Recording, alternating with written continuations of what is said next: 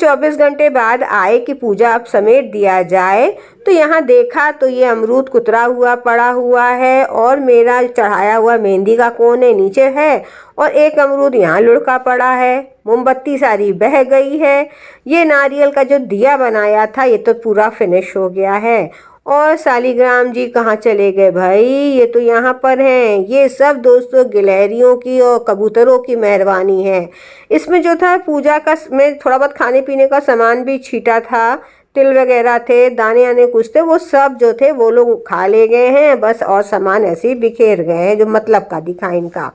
तो इसमें जो पूजा का सामान है, जो चढ़ाया था मैंने सुहाग का सामान, तो ये तो मैं खुद ही पर्सनली यूज़ कर लेती। और जो पैसा मुद्रा वगैरह चढ़ाते हैं वो किसी गरीब को दे देते हैं। और ये जो फल हैं जिनमें को कुतरा गया है उनको अभी छोटा छोटा टुकड़ा करके टेरेस में ही रख देंगे ताकि कबूतर और गिलहरी उनको खा लें। इसके बाद जो है ये हटा देते हैं तुलसी जी यहाँ से, उसको साफ भी कर देंगे क्योंकि कुछ भी हो टेरेस में काम वाम करते हैं तो थोड़ा पैर लगता, अच्छा नहीं लगता है। बाद में मौका लगेगा तो तुलसी जी को जो है नीचे ले जाएंगे बालकनी में रखने के लिए। तो यहाँ पर समेटने के बाद दोस्तों मैंने सोचा कि यहाँ पर थोड़ा सा सफाई कर दिया जाए और थोड़ी सेटिंग चेंज कर दी जाए, क्योंकि जो कैलेडियम लगे हुए हैं इनकी पत्तियाँ देखिए ऐसे पीली पड़ रही हैं अपने आप ही नेचुरल ढंग से ही, तो अच्छी नहीं लग रही हैं। और मैंने अभी विंटर प्लांट्स की कोई भी शॉपिंग नहीं करी है, तो देखते हैं कितने गमले खाली होते हैं, कितनी जगह बनती है। तो ये है कि पहले इसको यहाँ से हटाएं ताकि स्पेस वगैरह थोड़ी बने। तो देखिए ऐसे तो रोज़ रोज़ हमारी सफाई नहीं होती कि एक एक गमला हटा करके हम सफ़ा करें, इतना टाइम नहीं रह पाता मेरे पास।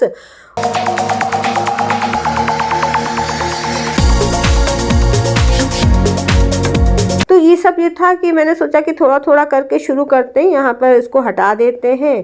तो ये रेस्ट में आई थी 3:30 बजे के लगभग, और आजकल 5:15 बजे बिल्कुल अंधेरा हो जाता है। तो इस काम को करते करते ही बहुत देर हो गई।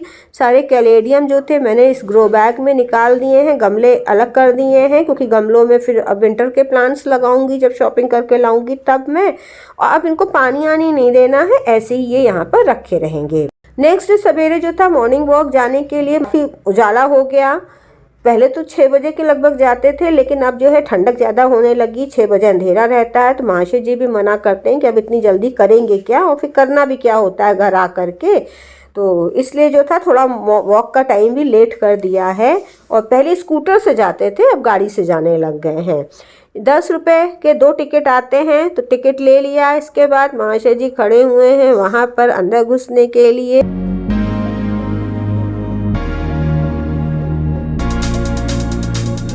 अंदर आज जो है झरना चल रहा है, डेली नहीं चलता, आज इतनी ठंडक है तो वो भी चल रहा है। तो भाई नमस्कार दोस्तों, मैं हूँ विजया। इसके बाद ये है बोगनविलिया की पूरी बगिया, जहाँ पर बहुत सुंदर सुंदर कलर्स और वैरायटी के बोगनविलिया लगे हुए हैं। तो वॉक पूरी फटाफट करके आए हैं। इसके बाद टेरेस में गए तो यहाँ से थोड़ा पालक तोड़ने को था, क्योंकि आज बनाने जा रहे हैं सतपैता। तो ये उड़द की दाल है, इतनी सारी पालक नहीं डालेंगे, थोड़ी सी पालक डालेंगे, बिल्कुल ज़रा सी, बाकी बात दूसरी चीज़ में यूज़ करेंगे। तो वैसे तो पालक बहुत साफ़ है, लेकिन फिर भी जो है इसको धो लेते हैं। और बहुत फ्रेश है दोस्तों, इसको बना करके खाने में बहुत मज़ा आता है। और इसको जो है महीन महीन पीसेस इसके काट ले रहे हैं। तो सतपैता जो है उड़द की दाल में भी बनता है, मूंग की दाल में भी बनता है। टेस्ट अगर देखो तो हमें उड़द की दाल का ज़्यादा अच्छा लगता है, और जिस ढंग से हम बनाते हैं हमें तो और अच्छा लगता है। तो यहाँ पर उड़द की दाल धो करके अच्छे से धो करके थोड़ी देर फुला दिया था, उसके बाद चढ़ाने जा रहे हैं। तो उड़द की दाल में पानी डाला है, यहाँ पर जो है ये हल्दी और नमक डाल करके सिंपली इसको पहले उबाल ले रहे हैं। अभी कुछ नहीं डालेंगे ज़्यादा कुछ, वो छौके में ही सारा फ्लेवर इसका देते हैं। और यह है सारी पालक वगैरह डाल करके इसमें सीटी बजा देते हैं। पहले तेज़ करा, जब स्टीम आ गई थी तो धीमे कर लिया। आज जो है बहुत ज़रूरी काम मुझे करना है, ये काम बहुत दिन से मेरा अटक रहा था। एक्चुअली हम लोग जब किसी काम को सोचते हैं और करते नहीं हैं तो वो काम ज़्यादा टेंशन देता है, जबकि करने में बहुत ज़्यादा टाइम नहीं लगता है, लेकिन सोच सोच के हम लोग ज़्यादा टेंशन पाल लेते हैं।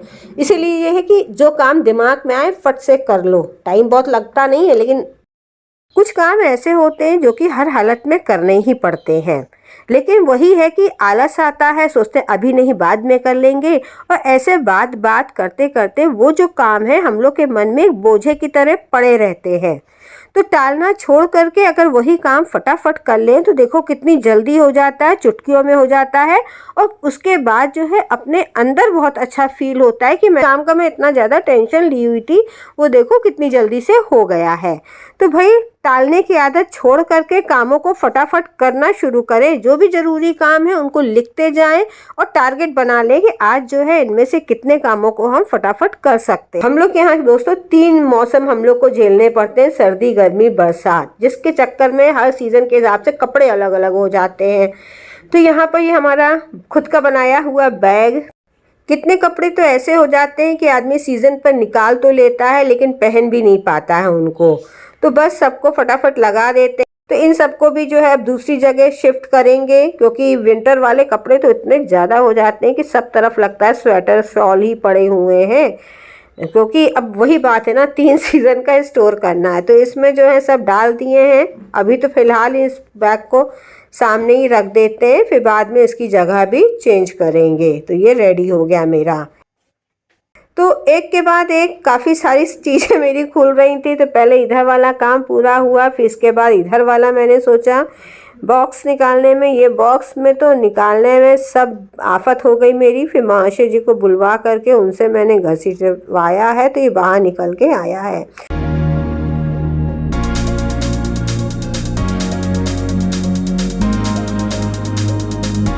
वीडियो बहुत लंबा हो रहा था तो बीच में मैंने एडिट करके हटा दिया, वो सब इसमें इंक्लूड नहीं करा है।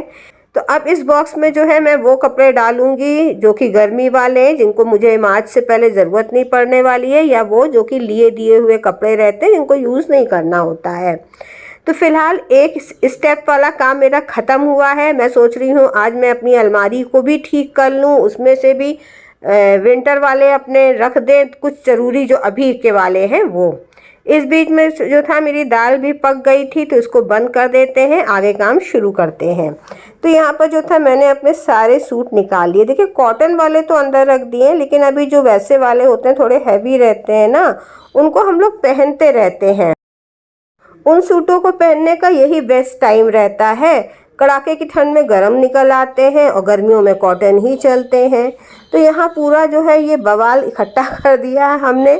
इसको जो है सेट करने में भी मुझे काफ़ी टाइम लगा था। चलिए अब फाइनल आपको दिखा देते हैं। तो सबसे पहले ऊपर की तरह मैंने सारे अपने जो पोटली बैग्स होते हैं वो डाल दिए हैं, और सूट वगैरह इसमें भर दिए हैं दोनों, और चुन्नियाँ सब नीचे डाल दी हैं क्योंकि विंटर में ज़रूरत नहीं पड़ती चुन्नियों की। और बगल में जो है ये कार्डबोर्ड का मैंने एक ऑर्गेनाइज़र बनाया था जिसमें मैंने डेली यूज़ के स्वेटर्स डाल दिए हैं। बगल में जो है दूसरे कपड़े, यहाँ पेटीकोट्स रखे हैं ऊपर नीचे, यहाँ ब्लाउजेज रखे हैं सारे, यहाँ पर अपने ज़रूरी कागज़ रखने के लिए पाउचेज़ हैं ये मेरे। फिर जो था किचन में आ गए, मैंने सोचा कि दाल को फटाफट पूरा करा जाए। माथा 2 बज गए थे इस समय।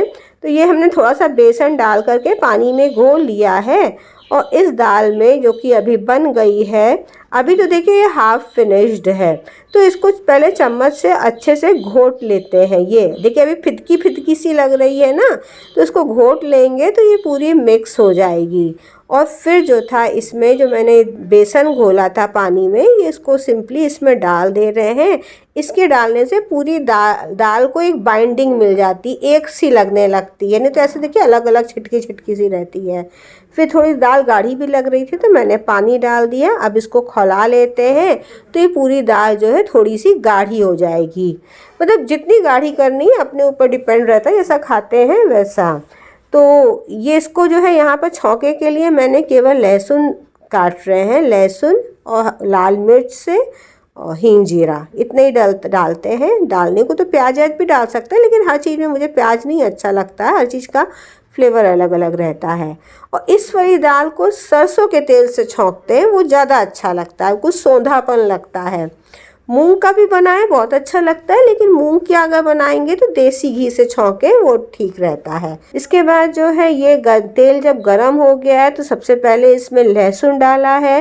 लहसुन जब गोल्डन कलर का हो जाता है, थोड़े थोड़े गैप में हींग डाला, फिर जीरा डाला, इसके बाद लाल मिर्च डाली। लाल मिर्च आखिरी में डालते तो उसका फ्लेवर रहता है, अच्छा लगता है लाल मिर्च का भी फ्लेवर। बस इतने में ही अच्छी दाल लगती है, तो मज़ा आता है खाने में। कभी आप बना करके देखना। और मूंग की दाल का ही बना सकते हो, मतलब उड़द की दाल सबको सूट नहीं करती है, कफ वफ की प्रॉब्लम होती है, तो मूंग की दाल बनाएं। तो ये देखिए बिल्कुल रेडी हो गई है। इसके बाद फटाफट सलाद काटा और दाल भी रेडी है। और फिर मिलते हैं आपसे किसी नए वीडियो के साथ, तब तक के लिए गुड बाय।